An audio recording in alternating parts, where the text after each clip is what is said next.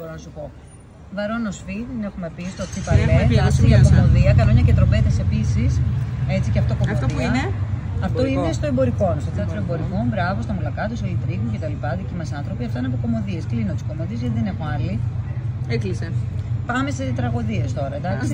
Όχι βαριές τραγωδίες. Βγάζω μπλερέζα, για πες. Λοιπόν, πάμε στο Nachtland, θέατρο αποθήκη. Nachtland. Λοιπόν, πάρα πολύ επίκαιρο, πάρα πολύ σύγχρονο. Μιλάει για το τώρα, παίζουν καταπληκτικά.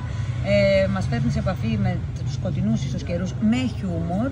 Δηλαδή δεν είναι απέσιο να τα βάψουμε μαύρα. Θα σκάσει και το χιλάκι μας. Τέλεια, μας αρέσει. Για πιο κλάμα, κατά την άποψή μου, βέβαια, πιο κλάμα, πιο κλασικό, ωραίο, φανταστικό θέατρο είναι το Λεωφορείο Πόδος Καρατζάς. Στο θέατρο Καρατζάς, Βέβαια. Πάρα πολύ μου άρεσε αυτό. Και θα προτείνω επίσης Δον Ζουάν, Πάνος Βλάχος. Επίσης πολύ σύγχρονο, με φοβερά τραγούδια, με φοβερό κείμενο για την πατριαρχία.